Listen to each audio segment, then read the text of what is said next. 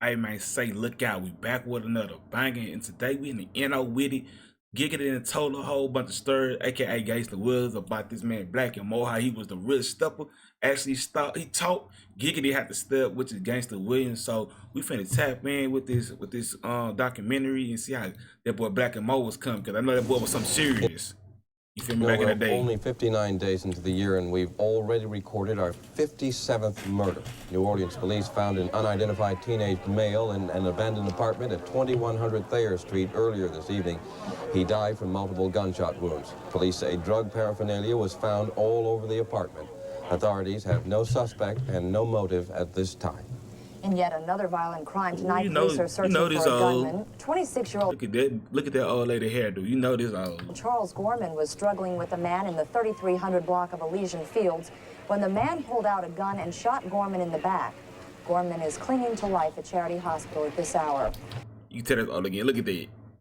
They did a horrible job blocking that man's body, bro. Police are also reporting another shooting and a stabbing. All have taken place since 4:30 this afternoon. Suspected drug dealer Vernon McKay was in court today. He pleaded not guilty to bail jumping charges. He didn't show up for a sentencing date on an aggravated assault conviction, and he still faces federal charges of running one of the largest drug operations in the St. Bernard housing project. Margaret, a 17-year-old, is dead after being gunned down inside one of the city's housing developments today. Police say Bobby Davis was hit. Y'all know about the NO, bro. It was in the 80s and 90s, bro. This shit was real life crucial, you dig? Like, this shit was not a game, bro. It was so small, but the murder rate was so fucking high back in the day, bro. That shit was ridiculous. They literally had life insurance people walking door to door for kids at like 12, 13 years old. Several times while he was riding his bicycle in the Magnolia Project. They have no suspects or motives for the murder. If you have any information that could lead to an arrest, Crime Stoppers is offering a reward. The phone number to call, 822-1111. Well, tonight, police are still investigating another violent episode in New Orleans. This latest killing brings the city's murder total now to 203.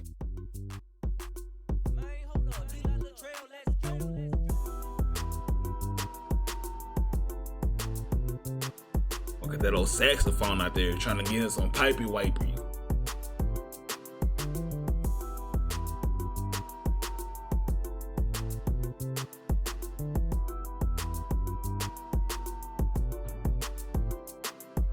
You know what nobody talks about when it comes to building a content creator business? That if you're not using a tool like HoneyBook to stay organized and professional in your communication. He was a real life gangster.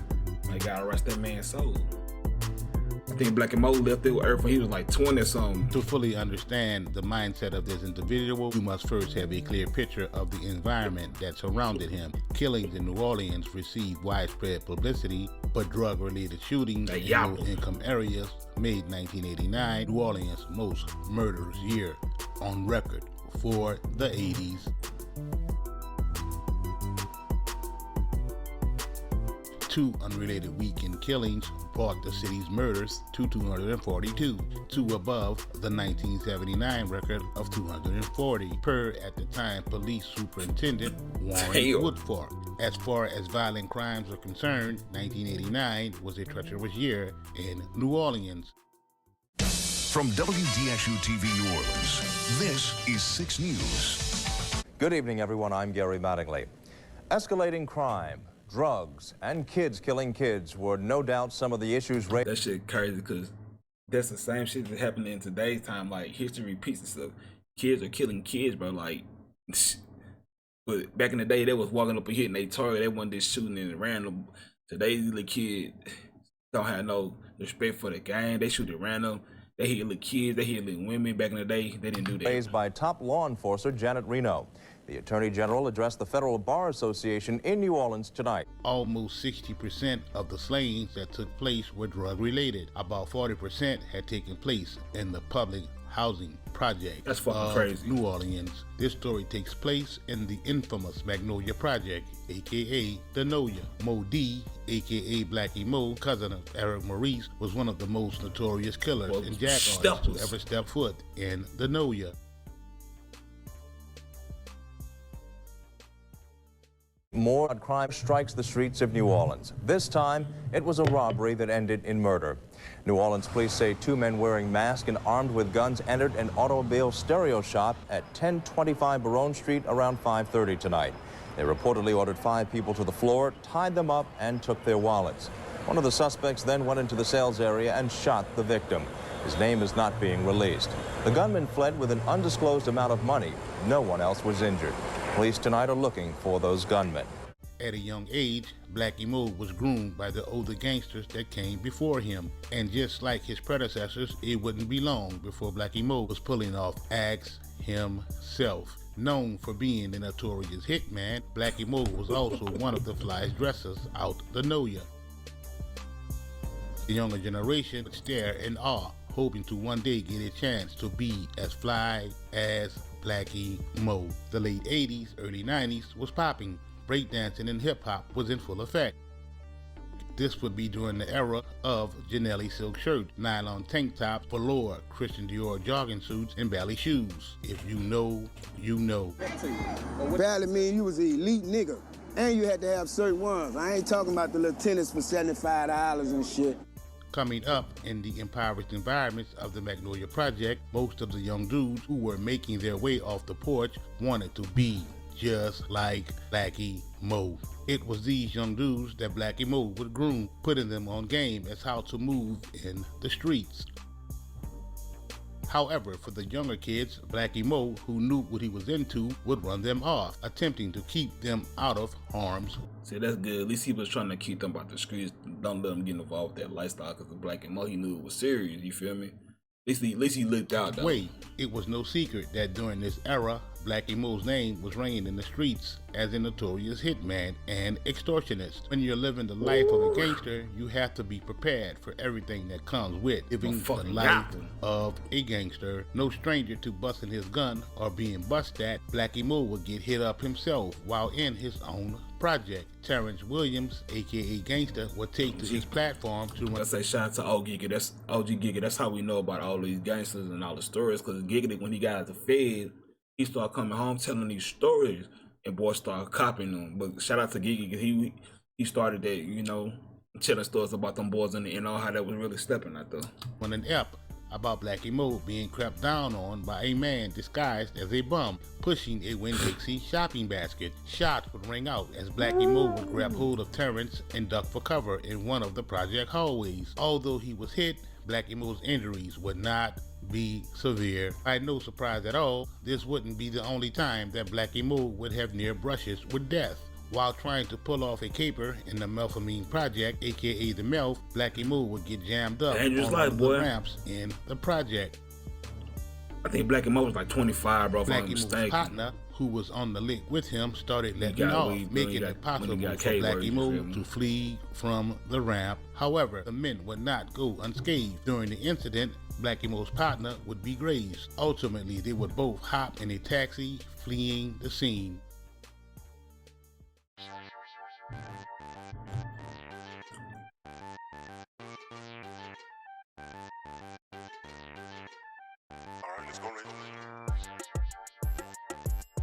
The projects of New Orleans are not the only dangerous areas of the city. Neighborhoods within the wards of New Orleans are just as dangerous. The 12th Ward, aka the Dark Side, another notorious hood known for killers and hustlers, was one of those hoods that wasn't to be played with. Just to put you on game, in the early days of Cash Money Records, several of the videos were filmed in and around the 12th Ward, more particularly around or in front of the graveyard. I was like 15, my mama passed, yo. But, you know, in that time... Hey, look, I shout out to that boy Baby, you feel me? It was harder for us as people, so he didn't really... Gotta respect the hustle. He got it out the mud. Boy had money at 13, 14 years old. Millions, talking about millions. They had much to offer nigga but some clothes. Not one to back down from any hood or project, in typical Blackey Moe fashion, Moe D would attempt to put his extortion game down on one of the well-known hustlers out the hood. However, this plan would not go as planned, leading to a shooting that would leave one dead and one injured.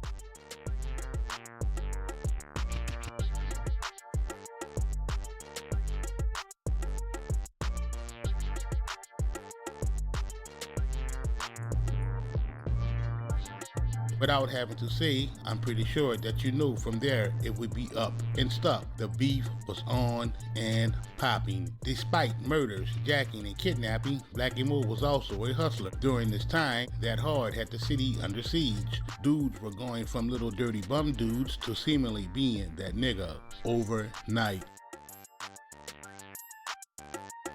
Not only Blackey Moe, but every other street dude would take advantage of the high demand for that hard and start moving that work themselves. After making a few little dollars, Blackey Moe would cop a white Ford Taurus station wagon. Don't get it twisted, wagons were the shit during this era. Maximum. I bet it was, because boys can jump out on you, hit you up in that hole, you feel me? Wagons, Audi wagons, Camry wagons, just to name a few. Let's get back to the app. One night after leaving the Joy movie theater on Canal Street with his girl, Blackey Moe noticed they had a flat tire. With the current beef going on at the time, in my opinion, this should have been one of those things that raised a red flag. I'm not sure why the decision was made not to put the spare on, but the tire would never be changed. It could have been one of those unfortunate times. If I'm mistaken, I heard Giggity tell this story. I think that's where he got whacked. If I am mistaken. No jack or no spare to change the tire, or he didn't want to get caught down bad out there trying to replace a flat tire. Let's move on. Blackey Moe and his girl would ultimately hop in the whip and proceed to head home. Before getting into the car, Blackey Moe's girl asked him to catch the back seat.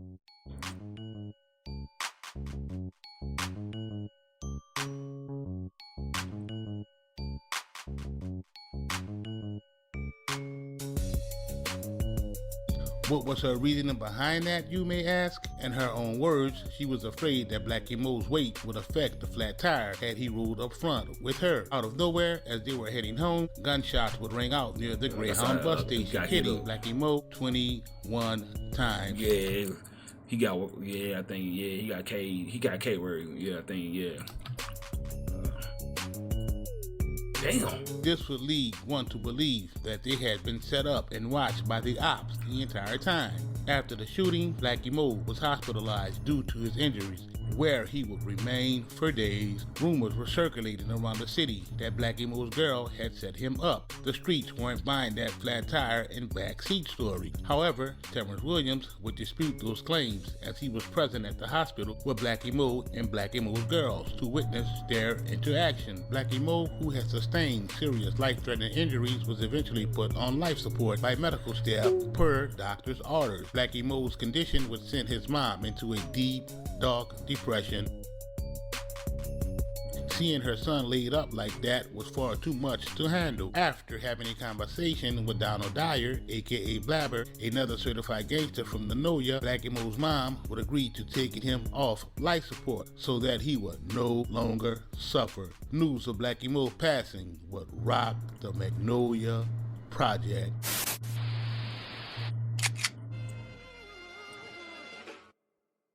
Do not pay somebody to build you a Shopify store, because I'm going to do it free with 20 handpicked products. Different time period, bro. The year 1994 remains a powerful point of reference for every New Orleanian who lived through it, which begs the question, what if anything else? Shit ain't changed. Look at them babies, bro. Boys can't be no more 12, 13, 15, 16. Look, that shit crazy, bro. Shit ain't changed. Does that violent year have to teach us about what is happening now?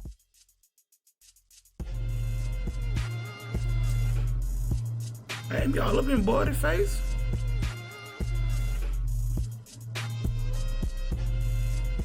In the early to mid 1990s, it was going down like full flat tires. James Tapp, aka Soldier Slim, would put it the best. Hey, shout out to Soldier Slim, you know, Magnolia Slim, you feel me? Shout out to that boy, God rest his soul too. If you was out here off the porch and lived past 94, you a gangster. In 1994, 424 people were murdered in New Orleans, making that the highest recorded number. I don't understand how small New Orleans was. That's why that's ridiculous how small New Orleans is, bro. Damn. In the city's modern history. They weren't playing, boy. Look at that whacking shit. Damn near every project in the NO was cutting up. The Jack Boys were in full effect. So-called experts would say what may explain the city's high homicide rate is widespread poverty. Nearly a third of its residents are poor, the second highest rate in the nation after Detroit. New Orleans also had the nation's highest rate of abandoned housing and the third highest rate for single mother household and births to teen girls. Third highest rate for single mother household and baby girls being birthed. Wow. That's crazy. That's crazy, bro. Now this update for you at 6, nearly 17 years in the making. Cricket A hitman hired by a former New Orleans police officer to kill a woman was sentenced to life in prison. 44-year-old Paul Hardy avoided the death penalty after a judge ruled Hardy was mentally retarded. Back in 1994, former NOPD officer Lynn Davis hired Hardy to kill Kim Groves after Groves filed a brutality complaint against Davis. Kim Groves' 2 children addressed the court before today's sentencing. Lynn Davis, by the way, is currently appealing a death sentence. Blackey Moe, a notorious street figure from the Magnolia Project who ran the grimy streets of New Orleans, was known for staying fresh, but would be more infamously known clip on that bitch. God damn. For hitting licks and busting them guns. The young wild dudes coming up in the project looked up to Blackey Moe. For the little dudes that were close to Blackey Moe, he put them on game, grooming them to be young hitters. Another notorious street figure that was going with the move on shit was Gaylord. No stranger to the street, Gaylord, more often than not, would be found rocking with. Rest that man's soul too. A lot of these boys gone, you feel me? Blackey. They left this bit early.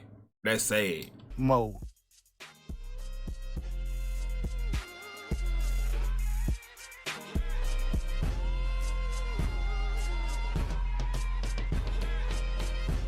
Them boys was pulling off all kind of capers, jacking shit. Dudes hustling on the set would grip up or break camp every time that boy Gaylord would come around.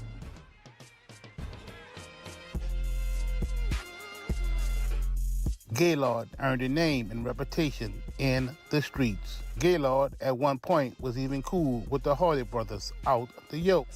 That's my friend Gaylord. He from the Magnolia. He a cooler dude. He's still alive and yeah, he's still living. I don't know how long, but no matter if Gaylord was drugging or not, Blackey Moe would always look out for him. What was the reason for Blackey Moe always looking out for him, you may ask? The answer is pretty cut and dry. Gaylord would once save the life of Blackey Moe.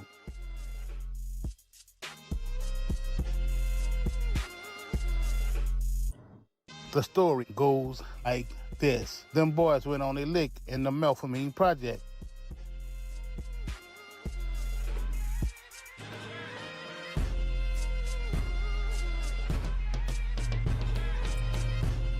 However, all would not go as planned on the lick.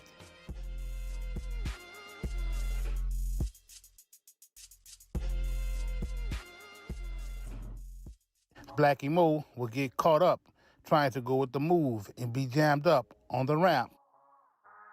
Stuck on the ramp with nowhere to go, face to face with his ops, Blackey Moe was shit out of luck and about to meet his fate.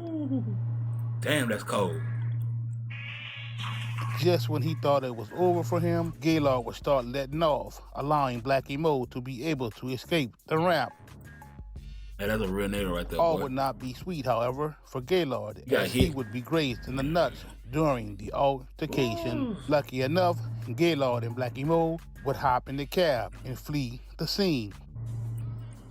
But hey, you can see that's a story of Blackey Moe and Gaylord. Hey, the NO got real stubborn. They had real stubborn back in the day, like everywhere else had real stubborn. But hey, it was the murder capital of the world at a point in time. But you see, hey, that shit speak for itself. Hey, if y'all want to check out these stories, get up with that boy Giggity, you heard me? Because he got lots of these stories, bro. I got shout out to that boy Giggity, you know. Make sure y'all tap up, sub up, like, appreciate the love, you feel me? That's another banger. Fuck with me.